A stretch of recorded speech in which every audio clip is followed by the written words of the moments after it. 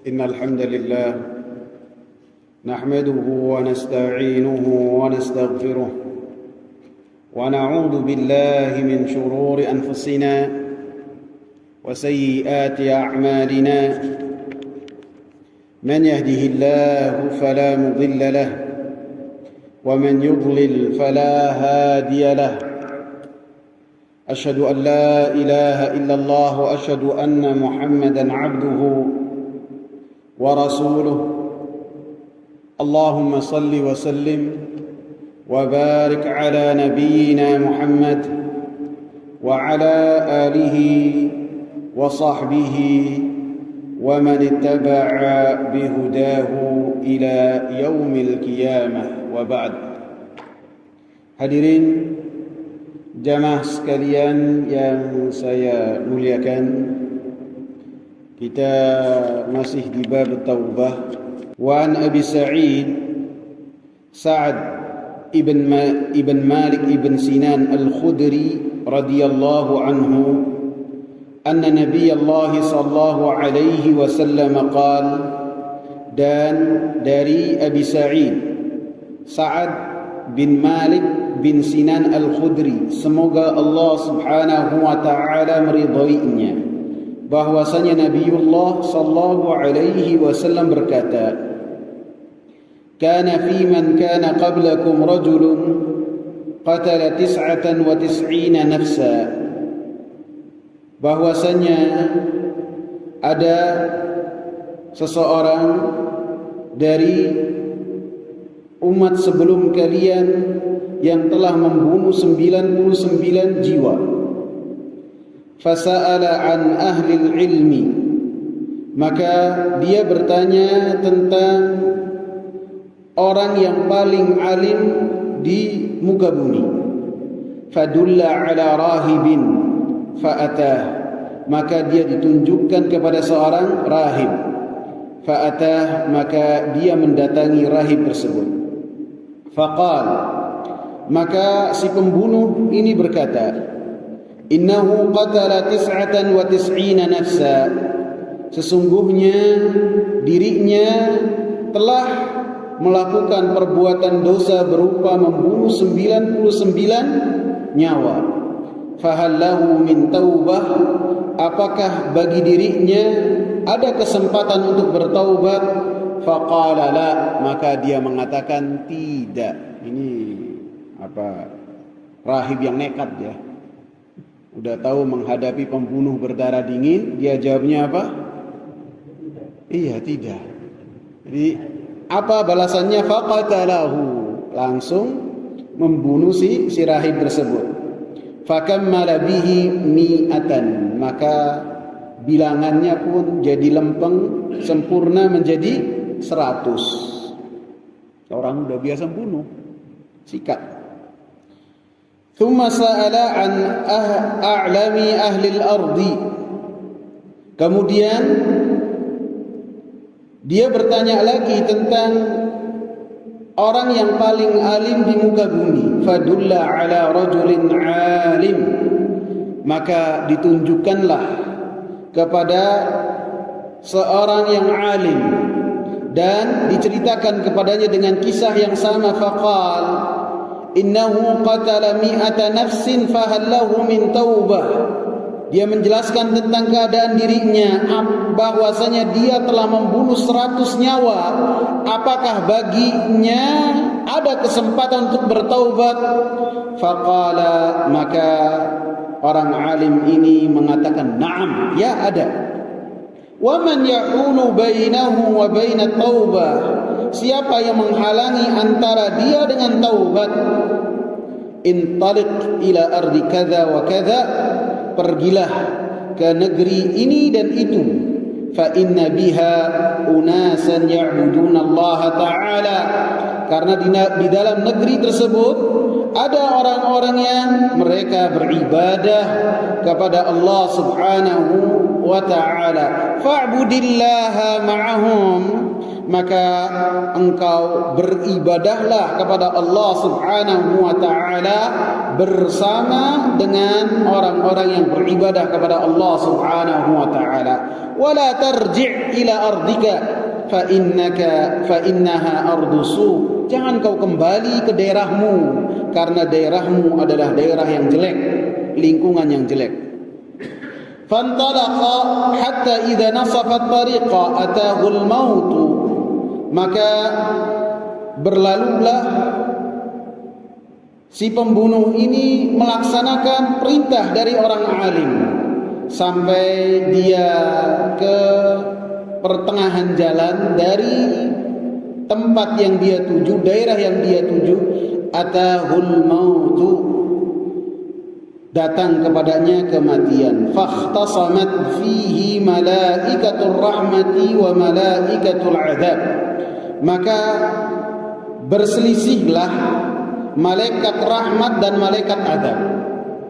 Antum bayangkan kalau permasalahan-permasalahan yang ada di dunia, hatta malaikat gubrag, ikhwan, ribut.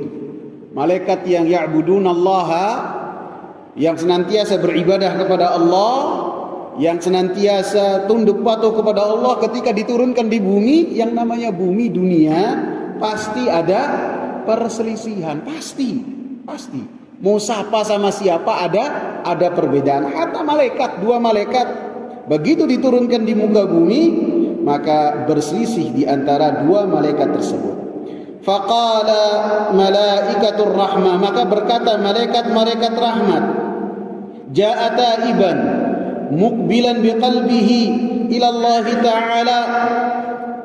Orang ini telah taubat dan dia telah berusaha, dia telah menghadap kepada Allah Subhanahu wa taala dengan hatinya, maka dia layak untuk mendapatkan rahmat Allah Subhanahu wa taala.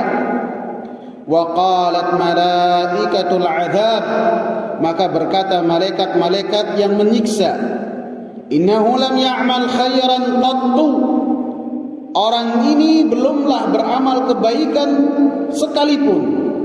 Fa'atahum malakun fi surati adami, maka datanglah sosok malaikat yang lain dengan rupa anak manusia.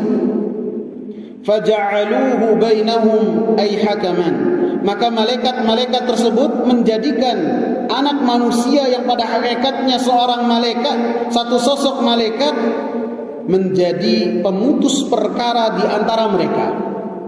Faqal, maka malaikat yang berupa sosok manusia ini mengatakan, kisu ma bainal ardain fa ila ayyatihi ma kana adna fa huwa lah. Kalian ukur antara dua wilayah, dari tempat dia berlalu sampai ke tujuannya, manakah yang lebih dekat? Apabila ada yang lebih dekat, maka baginya keadaan orang-orang tersebut. Artinya apabila masih jauh dari tempat yang dia tuju orang-orang saleh, maka dia tidaklah mendapatkan rahmat. Sebaliknya, apabila lebih dekat ke tempat yang dia dulu, daerah yang jelek, maka dia mendapatkan azab. Faqasu, maka mereka semua mengukurnya. Fawajaduhu adna ilal ardi allati arad, maka malaikat-malaikat tersebut mendapati bahwasanya sang pembunuh ini lebih dekat ke daerah yang dia tuju, orang-orang saleh yang dia tuju. Faqabadathu malaikatur rahmah, maka malaikat-malaikat rahmat pun kuat dengan hujahnya menjadikan sang pembunuh yang telah bertaubat ini ke dalam rahmat Allah Subhanahu wa taala. Muttafaqun alaih. Dalam riwayat-riwayat yang lain, wa fi riwayatin, dalam riwayat lain dalam kitab sahih juga, fakana ila al-qaryati as-salihati aqraba bi shibrin faja'ala min ahliha. Maka si mayit ini, si pembunuh ini, dia lebih dekat ke negeri yang saleh ini hanya dengan jarak sejengkal saja. Jaraknya sejengkal. Fakana min ahliha, maka karena lebih dekat dengan sejengkal, maka dia pun dikategorikan faju'ila min ahliha, dijadikan dari penduduk negeri tersebut, dari orang-orang saleh. Dalam riwayat sahih yang lainnya, fa'auhallahu ta'ala ila hadhihi anta ba'di, maka Allah subhanahu wa ta'ala mewahyukan kepada bagian ini untuk menjauh, dan wa ila hadhihi anta qarrabi, dan bagian ini untuk mendekat. Waqal, maka Allah berkata, kisu ma bainahuma, kalian ukurlah dan hitunglah di antara jarak keduanya. Fawajaduhu ila hadhihi aqraba bishibrin faghufira lahu, maka malaikat-malaikat tersebut mendapati sang pembunuh yang bertaubat ini lebih dekat ke wilayah yang saleh, ke daerah yang saleh, hanya satu jengkal saja setelah Allah katakan mendekatlah yang ini, menjauhlah yang ini. Faghufira lahu, maka Allah subhanahu wa ta'ala mengampuninya. Si pembunuh ini diampuni oleh Allah subhanahu wa ta'ala dengan perbedaan hanya satu jengkal. Ini menunjukkan rahmat Allah yang luar biasa, dan masih berkesinambungan, berkelanjutan. Allah subhanahu wa ta'ala sangat suka dengan taubat hamba-hambanya, sehingga dimudahkan oleh Allah. Wa fi riwayatin, dalam riwayat lain, fana'a bisadrihi nahwaha, maka dia pun tersungkur ketika kematian menjemputnya, sehingga jarak satu jengkal ini didapat karena ketika wafat bagian dadanya mengarah ke tempat orang-orang saleh, sehingga satu jengkalnya itu didapat dengan dada yang mengarah ke tempat orang-orang saleh ketika si pembunuh ini wafat dan dimatikan oleh Allah subhanahu wa ta'ala. Jamaah sekalian yang saya muliakan, hadis ini bersumber dari Abu Sa'id Al-Khudri. Beliau bernama Sa'ad bin Malik bin Sinan bin Tha'labah bin Ubaid bin Al-Abjur, dan dia dari Khadraj, dari keluarga Khudrah bin Auf ibn Al-Haris ibn Al-Khadraj, sehingga beliau dikenal dengan Abu Sa'id Al-Khudri. Al-Khudri ini diambil dari keluarga Khudrah, dan beliau sangatlah masyhur sekali dengan kunyah beliau Abu Sa'id. Bahkan saya berapa kali lupa nama asli dari Abu Sa'id ini. Dan beliau ini adalah saudara dari Qatadah ibn Nu'man, saudara seibu. Dan Abu Sa'id Al-Khudri radhiyallahu anhu termasuk sahabat-sahabat yang dia ini termasuk sahabat-sahabat kecil, sahabat-sahabat junior. Sehingga ketika beliau ingin ikut dalam perang Uhud, Rasulullah sallallahu alaihi wasallam dapati Abu Sa'id Al-Khudri belum balik, sehingga ditolak oleh Rasulullah sallallahu alaihi wasallam. Sehingga beliau ini mulai ikut perang dengan Nabi sallallahu alaihi wasallam, perang Khandaq. Beliau sudah balik, melewati usia 15. Dan setelah dari perang Khandaq, maka semua peperangan Rasulullah sallallahu alaihi wasallam beliau ikut dengan Rasulullah sallallahu alaihi wasallam sebanyak 12 peperangan. Beliau ikut semua setelah perang Khandaq. Dan beliau ini termasuk ulamanya para sahabat, termasuk mufti di kota Madinah. Dan riwayat beliau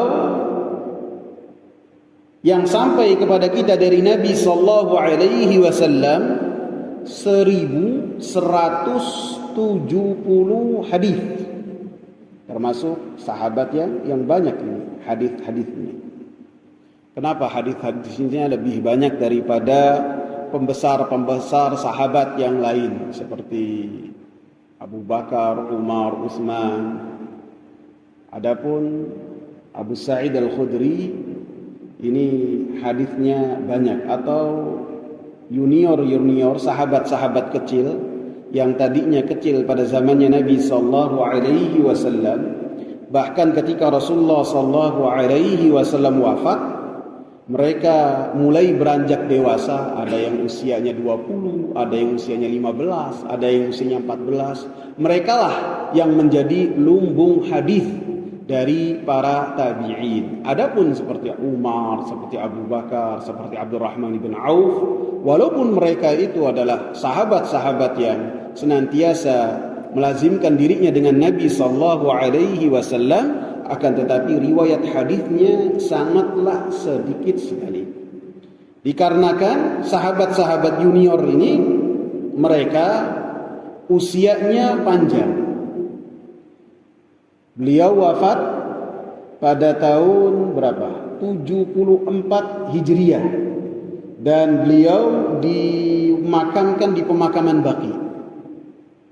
Artinya para tabi'in mereka ketika bertanya kepada sahabat-sahabat junior ini, mereka bertemu dengan sahabat-sahabat junior, kemudian bertanya tentang hadis-hadis Rasulullah sallallahu alaihi wasallam.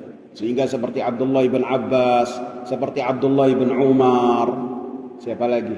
Jabir bin Abdullah, sahabat-sahabat yang tadinya kecil di zaman Nabi sallallahu alaihi wasallam usianya, ketika masuk tahun 50, 60, maka para tabi'in berguru kepada para sahabat-sahabat junior tersebut. Dan kenapa sahabat-sahabat senior tidak meriwayatkan hadis dengan bilangan yang banyak? Karena pada zaman sahabat-sahabat senior masih hidup, manusia sangatlah sedikit sekali yang membutuhkan hadis-hadis dari Nabi sallallahu alaihi wasallam. Karena sebagian besar dari orang-orang yang hidup pada zaman Abu Bakar, zaman Umar misalnya, mereka adalah orang-orang yang telah melihat langsung Rasulullah sallallahu alaihi wasallam, sehingga kebutuhan mereka terhadap hadis dari Nabi sallallahu alaihi wasallam sangatlah sedikit sekali, karena masing-masing mengetahui apa yang dilakukan oleh Nabi, kecuali hadis-hadis yang Nabi sallallahu alaihi wasallam khususkan kepada beberapa sahabat, seperti hadis fitnah. Umar bin Khattab bertanya kepada Hudzaifah ibn al-Yaman. Adapun yang lainnya, pada saat itu manusia kurang berhajat terhadap hadis-hadis Nabi karena mereka telah melihat langsung Nabi sallallahu alaihi wasallam. Kemudian jamaah sekalian yang saya muliakan, di dalam hadis ini Rasulullah sallallahu alaihi wasallam menceritakan kepada kita satu kisah. Karena dengan menceritakan kisah kepada para sahabat menunjukkan bahwasanya Rasulullah sallallahu alaihi wasallam ini, apa yang dikatakan oleh Rasulullah adalah wahyu. Karena apa yang telah dikabarkan oleh Rasulullah sallallahu alaihi wasallam tentunya ini bukan dongeng, bukan. Akan tetapi sesuatu yang telah terjadi dan Allah Subhanahu wa taala kabarkan kepada Nabi Muhammad sallallahu alaihi wasallam. Sehingga dengan memberikan kisah, Nabi sallallahu alaihi wasallam menjadikan bercerita ini termasuk sarana pengajaran yang Nabi sallallahu alaihi wasallam sampaikan kepada para sahabat. Sehingga di kisah yang Nabi sallallahu alaihi wasallam sebutkan banyak hikmah-hikmah, banyak pelajaran-pelajaran yang bisa diambil oleh para sahabat ridwanullahi alaihim. Sehingga ini termasuk metode Al-Quranul Karim.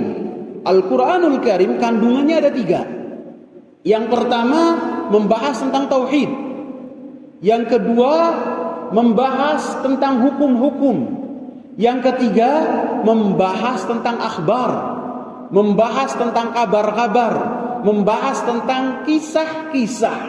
Bahkan ada dalam Al-Quranul Karim satu surat yang berisi dengan kisah semua dari awal sampai akhir. Surat apa itu, ikhwan? Hah? Bukan, ada yang lebih spesifik lagi, satu kisah. Jadi kita kalau baca itu sampai seakan-akan kita lagi diceritai dari awal sampai akhir. Bener Om Ahmad, ada surat yang namanya Al-Qasas, kisah-kisah. Surat Yusuf. Surat Yusuf. Surat Yusuf dari awal, dari Nabi Yusuf kecil sampai apa? Kalau bahasa perfilman sekarang ditutup dengan happy ending. Happy endingnya apa? Nabi Yusufnya ada di singgasana dan mengabarkan kepada ayahnya dan kepada ibunya ataupun ibu sambungnya takwil mimpi yang telah dikabarkan oleh Nabi Yusuf kepada ayahnya. Nih dulu yang sebelumnya pernah saya ceritakan ini terjadi. 11 bintang dan bulan dan matahari semuanya sujud kepada Nabi Yusuf alaihi salam, sehingga di akhir ayat di akhir surat Allah Subhanahu wa taala katakan laqad kana fi qasasihim ibratun liulil albab. Sungguh dalam kisah-kisah mereka itu ada pelajaran-pelajaran yang besar bagi siapa? Bagi orang-orang yang mau berakal. Maka haditsan yuftara, kata Allah, ini tidaklah dongeng yang dibikin-bikin, bukan. Emang kejadian seperti itu. Walakin tasdiqal ladzi baina yadayhi wa tafsila kulli syai'in wa hudan wa rahmatul liqaumin yu'minun. Akan tetapi pembenaran dengan apa yang ada di tangan di hadapannya dan perincian terhadap segala sesuatu, petunjuk dan rahmat buat orang-orang yang beriman. Jadi banyak pelajaran, dan Nabi sallallahu alaihi wasallam banyak berkisah dalam rangka menunjukkan cara memberikan ilmu dan cara berdakwah dengan dakwah yang dengannya orang-orang yang di hadapannya itu mengambil pelajaran dari Nabi sallallahu alaihi wasallam. Dalam Al-Qur'an banyak kisah-kisah para nabi, sampai kata Mi Ahmad ada surat Al-Qasas, ada surat Al-Kahfi. Al-Kahfi cerita. Kemudian ada kisah tentang Nabi Adam. Ada kisah tentang pembunuhan yang pertama kali terjadi di muka bumi. Ada dalam Al-Quran, dalam surat Al-Maidah. Semua banyak kisah-kisah itu supaya apa? Menjadi pelajaran bagi semua yang membacanya. Lebih-lebih bagi Nabi sallallahu alaihi wasallam. Kisah-kisah tersebut menjadikan apa? Menjadikan penguat hati Nabi sallallahu alaihi wasallam. Nabi kadang-kadang ingin membinasakan dirinya. La'allaka baghi'un nafsak, kata Allah. Bisa jadi engkau ini akan membinasakan diri engkau, wahai Nabi Muhammad. Karena apa? Saking keselnya dalam berdakwah. Saking apa? Saking mangkelnya. Nabi itu manusia. Antum bayangkan orang yang tidak ada hubungan kekerabatan dengan Nabi, Bilal, itu beriman kepada Nabi. Pamannya Nabi, Abu Lahab, malah memerangi Nabi sallallahu alaihi wasallam. Sehingga ini apa? Menjadi pukulan batin tersendiri untuk Nabi sallallahu alaihi wasallam. Sok Nabi, akan tapi dengan diceritakan kisah-kisah di dalam Al-Qur'an yang terjadi, yang telah lalu menguatkan hati Nabi sallallahu alaihi wasallam. Diceritakan Nuh dengan siapa? Dengan istrinya. Nuh dengan siapa? Dengan anaknya. Anaknya dibujuk supaya naik ke kapal, tidak mau. Ini menjadi penghibur buat Nabi. Saya baru paman, 2 pamannya. Sedangkan Nabi Nuh alaihi salam siapa? Anaknya, istrinya. Kemudian kisah Nabi Ibrahim alaihi salam dengan ayahnya. Bagaimana dialog yang luar biasa yang berkaitan dengan dakwahnya Nabi Ibrahim alaihi salam, menunjukkan hiburan untuk Nabi sallallahu alaihi wasallam. Sehingga Allah katakan linuthabbita bihi fuadak, dengan kisah-kisah tersebut Allah Subhanahu wa taala mengokohkan hati engkau wahai Nabi Muhammad. Engkau masih paman, engkau masih adik ayahmu. Nabi Ibrahim menghadapi siapa? Ayahnya langsung, sehingga perdebatan diskusi antara ayah yang berkata dengan perkataan kasar kepada Nabi Ibrahim dan Nabi Ibrahim alaihi salam menyanggah ayahnya dengan penuh kasih sayang diabadikan oleh Allah Subhanahu wa taala, termasuk dalam surat Maryam ada. Bagaimana sang anak Nabi Ibrahim memanggilnya apa? Ya abati, wahai ayahku, wahai ayahku.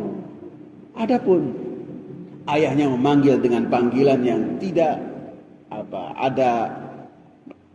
tidak menunjukkan kasih sayang sedikit pun, sehingga itu semua pelajaran untuk Nabi Muhammad sallallahu alaihi wasallam. Di Rasulullah sallallahu alaihi wasallam mengisahkan kepada kita, kana fi man kana qablakum rajulun qatala 99 nafsa, bahwasanya ada seseorang ataupun lelaki sebelum kalian yang telah membunuh 99 nyawa. Disebutkan dalam Sahih Bukhari bahwasanya lafadznya itu kana fi man kana qablakum rajulun min bani Israil, bahwasanya dulu pada zaman Bani Israel ada orang yang telah membunuh 99 nyawa. Fasala an a'lami ahli al-ard, maka orang ini telah mendapatkan taufik dari Allah Subhanahu wa taala untuk ada di hatinya ganjalan. Jadi terkadang orang-orang yang melakukan perbuatan dosa, walaupun dia itu menggeluti dosanya, mereka tidak nyaman dengan dosa yang telah dia lakukan. Ada ganjelan-ganjelan dan ada perang batin di hatinya, sehingga hal ini mendorong dia untuk bertaubat kepada Allah Subhanahu wa taala. Lebih-lebih yang berkaitan dengan pembunuhan. Pembunuhan ini dosa yang luar biasa, yang dikatakan bahwasanya tidaklah seseorang melakukan dosa yang paling besar setelah melakukan kesyirikan kepada Allah Subhanahu wa taala kecuali itu adalah melakukan pembunuhan. Dalam banyak ayat Allah Subhanahu wa taala sebutkan, dalam surat An-Nisa Allah Subhanahu wa taala katakan, wa man yaqtul mu'minan muta'ammidan fajazauhu jahannamu khalidan fiha wa ghadiballahu alaihi wa la'anahu wa a'adda lahu 'adzaban 'azima. Siapa yang membunuh seorang mukmin secara sengaja, maka balasannya apa? Jahannam, neraka jahannam, khalidan fiha, selama-lamanya. Ini balasan yang pertama. Wa ghadiballahu alaihi, Allah murka kepadanya. Wa la'anahu, Allah Subhanahu wa taala melaknatnya. Wa a'adda lahu 'adzaban 'azima, maka Allah Subhanahu wa taala persiapkan azab yang pedih. 4 macam ancaman. Kalau ancamannya satu saja sudah mengerikan. Ini Allah Subhanahu wa taala kumpulkan 4 macam ancaman untuk pembunuhan secara sengaja. Secara sengaja. Jadi ini apabila dilakukannya dengan satu nyawa. Satu nyawa saja ancamannya sudah demikian. Ini berapa ya, ikhwah? 100, sebelumnya 90, 100. Ini berarti dosa yang luar biasa besar. Dan dosa yang Allah Subhanahu wa taala iringkan dengan kesyirikan kepada Allah Subhanahu wa taala, di antaranya adalah membunuh nyawa yang tidak diizinkan oleh Allah Subhanahu wa taala. Dalam surat Al-Furqan ayat 69, walladzina la yad'una ma'allahi ilahan akhara wa la yaqtuluna an-nafsa allati harrama Allahu illa bil haqqi wa la yaznun wa man yaf'al dzalika yalqa athama. Siapa dan mereka yang tidaklah berdoa bersama dengan Allah Subhanahu wa taala terhadap sesembahan yang lain, wala yaqtuluna an-nafsa allati harramallahu illa bil haqq, dan mereka tidaklah membunuh nyawa yang Allah Subhanahu wa taala haramkan kecuali dengan kebenaran. Dengan kebenaran yang diizinkan oleh Allah. Seperti apa? Membunuh nyawa, maka dikisos dengan dibunuh lagi. Yang kedua, apabila dia melakukan perzinaan dan dia itu dalam keadaan muhsan, sudah menikah, maka dihukum dengan cara dibunuh, dirajam. Yang ketiga, apabila murtad, maka ini hukumannya adalah dengan qatl. Adapun selainnya maka itu diharamkan oleh Allah Subhanahu wa taala, sehingga ini menunjukkan bahwasanya membunuh nyawa ini adalah suatu hal yang besar. La zawalud dunya indallahi ahwanu min qatli rajulin muslim. Hilangnya dunia, binasanya dunia, hancurnya dunia di sisi Allah Subhanahu wa taala lebih ringan daripada apa? Daripada dibunuhnya satu nyawa. Jadi ini menunjukkan dosa yang luar biasa, tidak boleh diremehkan. Fasa'ala an a'lami ahli al-ard. Allah Subhanahu wa taala memberikan kepadanya taufik untuk mencari orang yang paling alim di daerahnya. Sehingga ini menunjukkan bahwasanya si pembunuh berdarah dingin ini mendapatkan taufik dari Allah Subhanahu wa taala, sehingga ketika ingin bertaubat dia diberikan taufik oleh Allah untuk mencari orang yang alim. Karena ketika kita ingin bertanya yang berkaitan dengan akidah agama kita diperintahkan oleh Allah Subhanahu wa taala untuk bertanya kepada ahli ilmu. Fas'alu ahla dzikri in kuntum la ta'lamun, kata Allah. Kalian bertanyalah kepada ahli ilmu apabila kalian tidak mengetahui. Ahla dzikr, kalian bertanyalah kepada ahli zikir apabila kalian tidak mengetahui. Ahli zikri, ahli ilmu yang dimaksud dalam ayat ini yaitu yang terkumpul di dalamnya ada dua ketentuan. Yang pertama, memiliki ilmu berupa Al-Quran, berupa As-Sunnah sesuai dengan pemahaman sahabat. Yang kedua, dia memiliki kesalehan dan ketakwaan. Artinya ilmunya haruslah diamalkan. Bertanya kepada ahli ilmu saja tanpa dia tidak memiliki kesalehan, tanpa dia memiliki kesalehan, tanpa dia memiliki ketakwaan, maka ini adalah ulama su, ahli ilmu yang jelek. Begitu juga ketika kita melihat ada orang yang memiliki kesalehan, memiliki ketakwaan tanpa ilmu, maka kita pun tidak boleh bertanya kepada dia. Karena apa? Dia bukan ahli dzikri yang Allah Subhanahu wa taala perintah.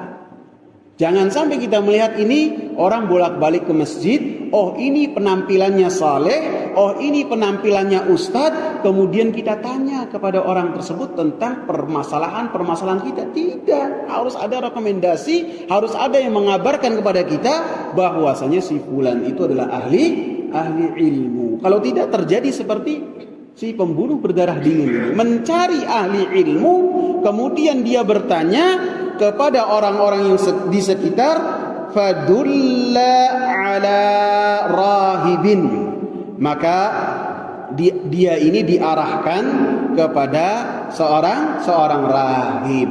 Ini menunjukkan ada pelajaran bagi kita. Apabila kita ini ditanya tentang satu perkara dan kita tidak mengetahuinya, maka jangan kita ini berani-berani menjawabnya. Jangan. Orang ini, si pembunuh ini bertanya tentang siapa? Ahli ilmu. Saya bertanya tentang ahli ilmu, di mana orang yang paling alim? Dan si penanya ini tidak hanya mencari ahli ilmu, akan tapi yang dicari apa? Yang paling alim.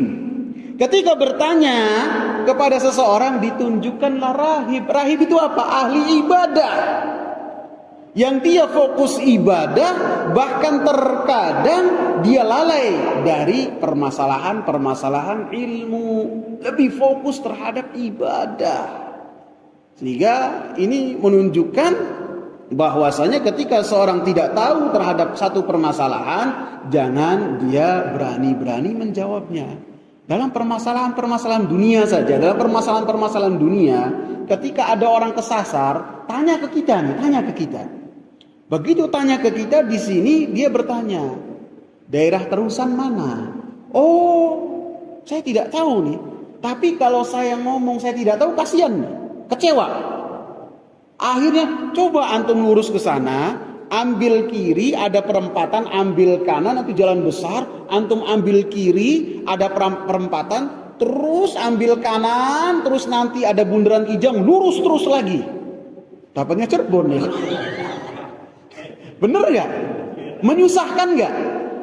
Dalam permasalahan dunia loh, dalam permasalahan dunia, lebih-lebih yang berkaitan dengan permasalahan akhirat. Ini harus lebih hati-hati. Karena permasalahan akhirat ini berkaitan dengan keselamatan abadi seseorang. Orang ini bisa selamat ataukah tidak dengan apa yang dia arahkan. Apabila dalam permasalahan dunia saja bikin tekor, bikin waktu habis, bikin lelah, lebih-lebih nanti di perkara akhirat tersesatnya itu lebih payah lagi. Jadi ini fadulla ala rahib, dan ini bukan kesimpulan saya ikhwan, bukan. Saya sebelum masuk ke materi ini saya dengarkan kajian Syekh Abdul Razak, dan ini perkataan dari Syekh Abdul Razak, tanbih kata beliau, peringatan buat orang-orang yang ditanya dalam permasalahan apapun juga. Apabila tidak tahu jangan jawab, bilang tidak tahu, dan ini lebih selamat. Karena setiap perkataan kita lebih-lebih jawaban, baik permasalahan dunia, lebih-lebih akhirat, lebih-lebih agama, kita akan mempertanggungjawabkan di hadapan Allah Subhanahu wa taala. Fadulla ala rahibin, ditunjukkan kepada rahib. Rahib itu adalah ahli ibadah yang ada pada zaman setelah Nabi Isa alaihi salam. Sehingga Al-Imam Ibn Hajar Asqalani rahimahullah dalam kitab Fathul Bari ketika beliau mengatakan fa'ata rahiban, orang ini datang kepada rahib, ini seakan-akan mengisyaratkan bahwasanya kejadian ini terjadi setelah zamannya Nabi Isa alaihi salam. Setelah Isa alaihi salam diangkat oleh Allah Subhanahu wa taala. Karena kerahiban itu hanyalah dilakukan, diada-adakan, dibid'ahkan oleh pengikut-pengikutnya Nabi Isa alaihi salam, seperti yang Allah Subhanahu wa taala jelaskan dalam surat Al-Hadid.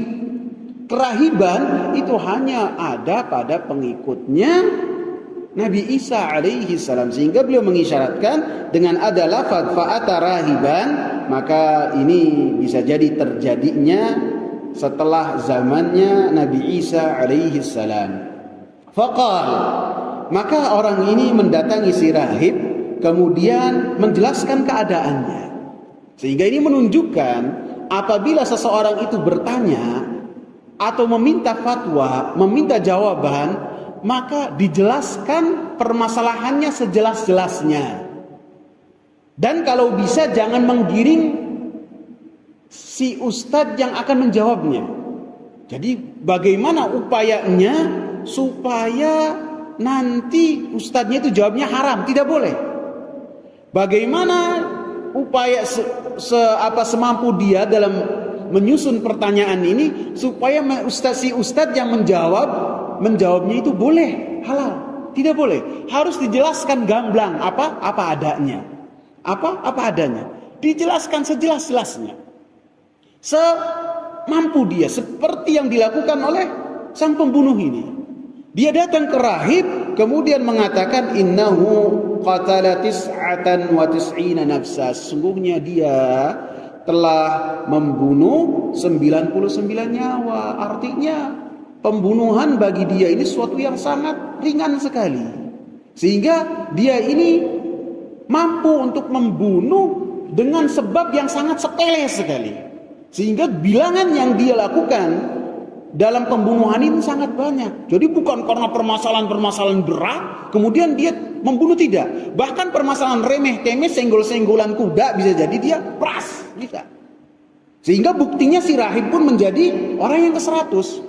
Kesel sedikit langsung disikat. Jadi orangnya itu benar-benar pembunuh berdarah dingin. Fahallahu min taubah.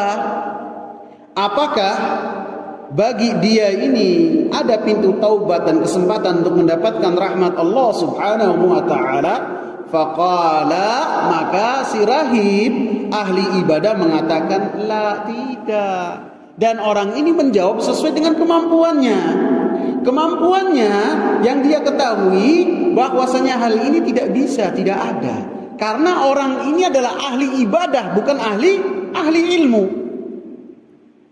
Faqatalahu, maka si pembunuh ini langsung membunuh orang-orang tersebut. Sehingga seperti yang saya katakan, ini si rahib ini nekat. Seharusnya kalau ngomong tidak, itu diputer dulu kemana, diceritakan dulu apa. Ini langsung saklek, tidak. Kalau sakleknya model sama kita-kita, yang kalau mau jalan punten, apa nggak apa-apa. Ini sama orang yang sudah biasa mengucurkan darah, langsung disikat, dihabisin. Sehingga ini menunjukkan bahwasanya si rahib ini pertama bukan ahli ilmu, kedua bukan orang yang cerdas. Kalau orang yang cerdas, dia mampu membaca keadaan. Ini kelihatannya matanya ini sangar, tangannya ini gampang main pukul, pedangnya tidak pakai sarung. Jadi dia udah cerdas, jeli. Oh ya, kalau ngomong tidak pun harus diputar, cerita dulu apa, sampai dia membuat kesimpulan sendiri, yang kesimpulannya bisa jadi dia tidak paham, nggak apa-apa. Yang penting selamat. Ini enggak, dia saklek, enggak ada, udah. Ini 99, satu aja berat, sikat sudah. Menunjukkan orang ini kecewa. Sang pembunuh berdarah dingin ini kecewa karena dia berharap untuk mendapatkan rahmat dari Allah Subhanahu wa taala, bertaubat kepada Allah Subhanahu wa taala, akan tetapi harapannya dihilangkan oleh si rahib yang tidak mengetahui dasar hukum, sehingga dia pun kecewa dan menghabisi si rahib tersebut. Summa sa'ala an a'lami ahli al-ardi. Kemudian dan dikatakan oleh siapa, Syekh Abdul Razak hafizahullah, beliau mengatakan wa hadzal rahib mutajarriun fil jawab, seperti yang saya jelaskan.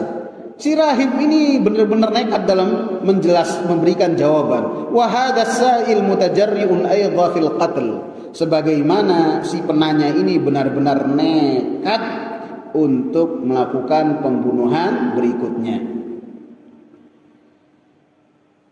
Thumma sa'ala an a'lami ahli al-ard.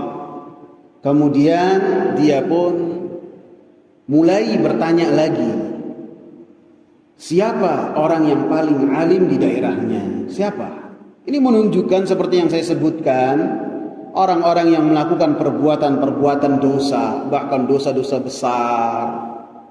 besar, yang mereka itu sadar bahwasanya dirinya melakukan dosa-dosa besar, maka bisa jadi dalam hatinya ada pergolakan batin, dan dalam hati kecilnya berupaya untuk kembali ke jalannya yang lurus, seperti yang terjadi terhadap sang pembunuh yang telah membunuh 100 nyawa. Fadulla ala rajulin alim, maka ditunjukkan kepadanya seseorang yang alim. Faqal innahu qatala mi'ata nafsin fahal lahu min taubah. Dia menjelaskan tentang hakikat dirinya. Nih, saya ini telah membunuh 100 nyawa. Apakah saya ini ada kesempatan untuk bertaubat kepada Allah Subhanahu wa taala? Maka kata orang alim ini, "Na'am, wa man yahulu bainahu wa bainat taubah?" Siapa yang menghalang? Ya, pasti ada. Pintu taubat itu pasti ada, dan kesempatan taubat itu pasti ada. Dan siapa yang menghalangi antara pelaku dosa dengan bertaubat kepada Allah Subhanahu wa taala. Orang yang melakukan kekufuran, kesyirikan, kemunafikan, Allah Subhanahu wa taala tawarkan bagi mereka untuk bertaubat kepada Allah Subhanahu wa taala, dan Allah Subhanahu wa taala masih seru mereka sebagai hamba-hambaku, qul ya ibadiyalladzina asrafu ala anfusihim la taqnatu min rahmatillah innallaha yaghfirudz dzunuba jami'a. Katakanlah wahai Nabi Muhammad, wahai hamba-hambaku, Allah panggil hamba-hambaku, alladzina asrafu ala anfusihim, bagi mereka-mereka yang telah melampaui batas terhadap diri-diri mereka, apapun dosanya, kesyirikan, kemunafikan, bahkan murtad pun, ketika kembali kepada Allah Subhanahu wa taala dengan bertaubat, taubatnya diterima oleh Allah Subhanahu wa taala. Lebih-lebih lagi yang berkaitan dengan pembunuhan, walaupun dosanya ini bukan dosa yang ringan, akan tapi di bawah dari kesyirikan kepada Allah, di bawah dari kemunafikan, dan di bawah dari kekufuran kepada Allah Subhanahu wa taala. Maka orang alim ini dengan ilmu yang dia miliki, tentu pintu taubat masih terbuka dengan sangat lebar, dan siapa yang menghalangi engkau dengan pintu taubat? Jadi menumbuhkan harapan dia kepada Allah Subhanahu wa taala lebih besar lagi dari sebelumnya. Bisa jadi pada saat dia bertanya kepada ahli ilmu, harapannya sangat redup, sehingga ketika mendapatkan jawaban seperti ini, menyala-nyala harapan dia kepada Allah Subhanahu wa taala supaya diampuni dosa-dosanya oleh Allah Subhanahu wa taala. Menunjukkan ikhwan bahwasanya ahli ilmu itu lebih utama daripada ahli ibadah, lebih utama. Fadlul alimi 'ala al-'abidi ka fadlil qamari 'ala sairil kawakib, kata Rasulullah. Keutamaan seorang ahli ilmu apabila dibandingkan dengan ahli ibadah, bagaikan bulan purnama dibandingkan dengan bintang-bintang yang lain. Bulan purnama tanggal 13, 14 antum lihat apalagi apabila pada saat itu PLN-nya mati, lampunya mati. Lebih terang lagi lihat ke atas.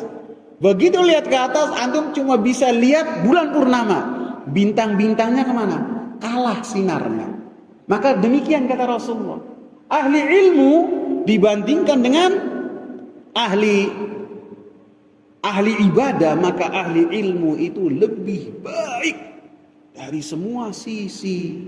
Bahkan dengan tahajudnya, dengan puasanya. Ketika ahli ilmu menghabiskan waktunya mengingatkan manusia supaya mereka selamat dari api neraka dan masuk ke dalam surga, maka ini adalah jihad fisabilillah, dan ini termasuk sebagai seorang syahid walaupun nyawanya masih ada di kandung badannya.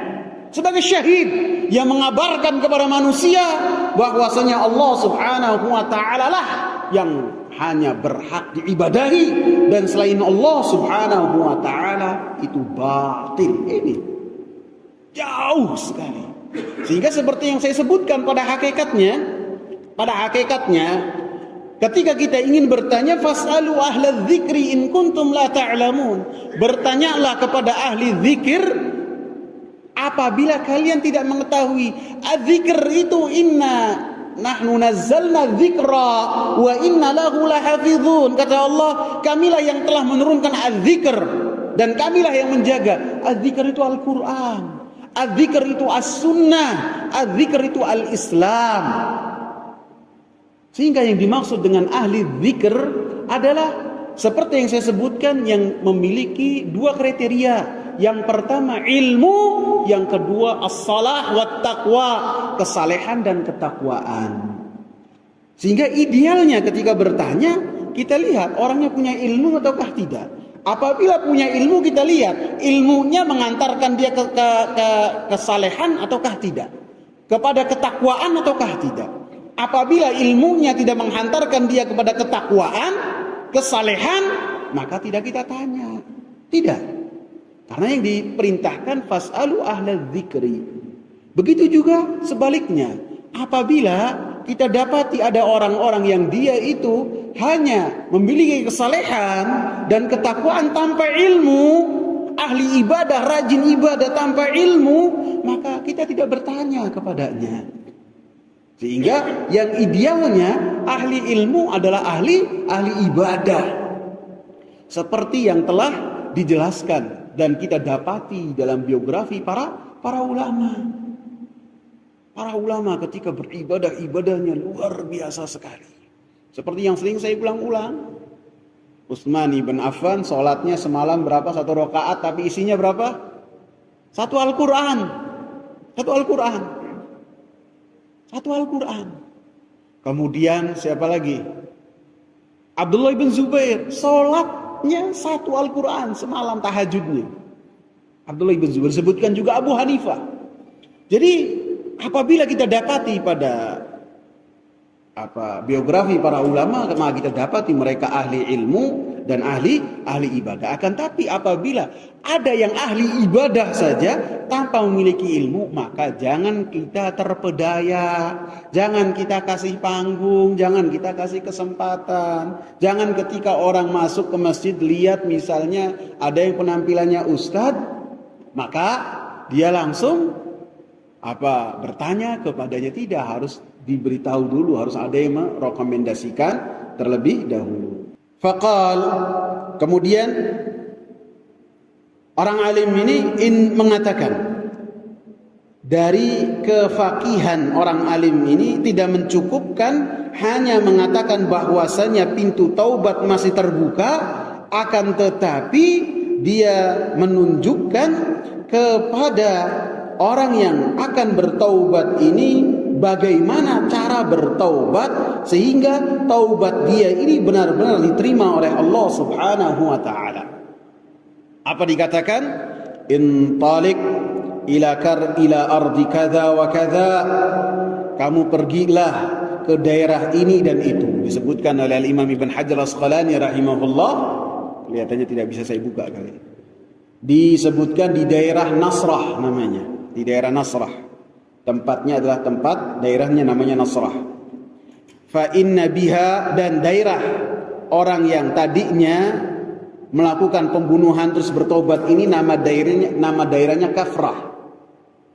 Fa inna biha unasan ya'buduna Allah Ta'ala, karena di daerah Nasrah ini ada orang-orang yang mereka beribadah kepada Allah Subhanahu wa taala. Fa'budillaha ma'ahum, beribadahlah kepada Allah Subhanahu wa taala bersama mereka. Beribadahlah kepada mereka. Ini menunjukkan ikhwan bahwasanya lingkungan yang saleh itu akan lebih mudah untuk membentuk kepribadian seseorang untuk menjadi lebih saleh kepada Allah Subhanahu wa taala. Dan menunjukkan juga bahwasanya ketika seseorang bersama dengan orang-orang yang saleh, kemudian hatinya, kemudian dirinya lebih mudah untuk beramal kebaikan, lebih daripada dia ini di tengah kesendirian ataupun di luar dari orang-orang saleh tersebut, dia lebih terlecut untuk melakukan amal-amal saleh, maka itu bukan riya. Itu bukan riya.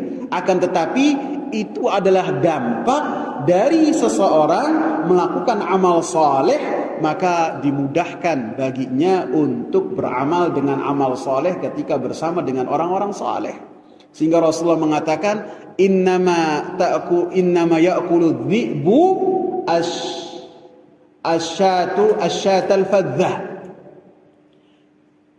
Sesungguhnya yang namanya serigala ini hanya bisa menerkam apabila kambingnya itu sendirian. Dia akan terekam. Tetapi apabila kambingnya itu rombongan, bergerombol dengan yang lainnya, maka serigala tidak akan mampu untuk menerkam kambing tersebut. Baik, semoga bermanfaat. Ada pertanyaan? Pak Sohib dulu.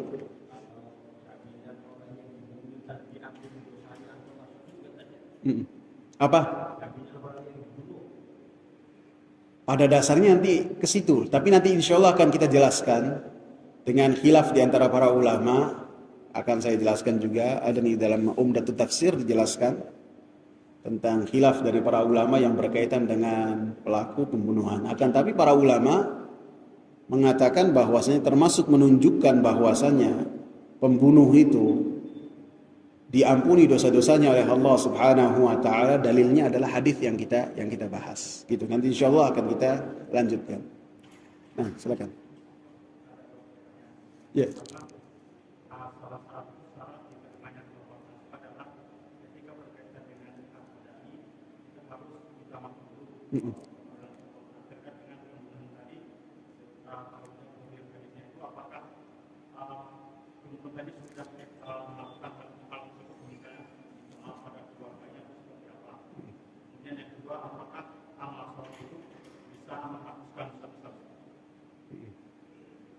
Pada dasarnya mana nanti kita bahas. Nanti kita bahas. Ya, jawaban sedikit ya. Glad kali. Jawaban sedikitnya mungkin apa tadi jawaban pertanyaan antum. Jadi akan ada tuntutan dari keluarga, dari orang-orang yang kehilangan, bahkan tuntutan dari yang dibunuh pun akan dia bergelantungan dengan orang yang membunuhnya, dan dia berkata kepada Allah, "Ya Allah, fas'al hadza lima qatalani wa fima qatalani." Ya Allah, tanya orang ini, kenapa dia membunuh saya? Dan atas dasar apa dia menghabisi saya? Jadi semua yang telah melakukan pembunuhan, maka dia pun akan mendapatkan hal-hal tersebut. Lebih-lebih orang yang telah melakukan pembunuhan itu dia akan hatinya akan sempit sekali. Akan dia itu tergencet dengan dosa yang telah dia lakukan. Sehingga mereka itu termasuk orang-orang yang binasa sebelum mereka binasa. Insyaallah nanti akan kita bahas ya. Tadi pertanyaan yang pertama, yang kedua apa tadi? Akan kita bahas juga. Akan kita bahas. Insyaallah. Silakan. Fadhal. Pertanyaannya mirip, cuma kita lebih spesifik.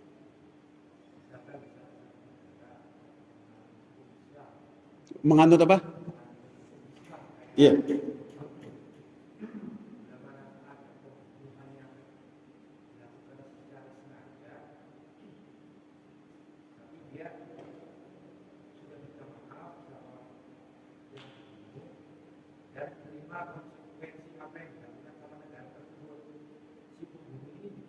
Selesai, apakah pembunuh tersebut tetap mendapatkan hukuman di akhirat nanti?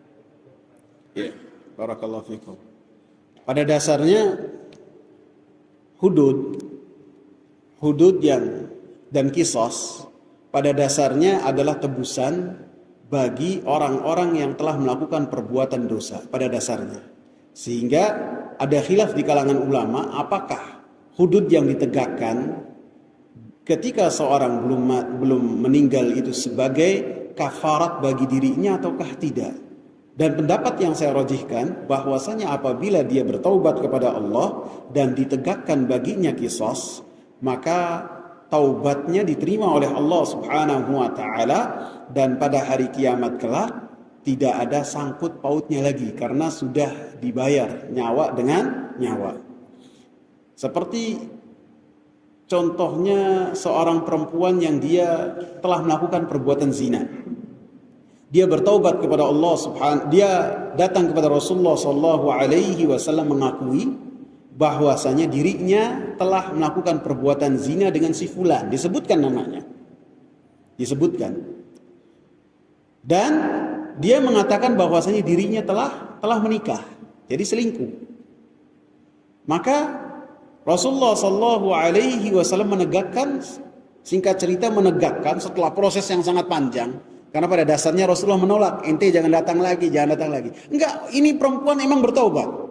Dari datang dalam keadaan perut berisi, kemudian kata Rasulullah, kamu lahiran dulu. Setelah lahiran dia datang bawa bayi, kata Rasulullah, enggak, susui dulu.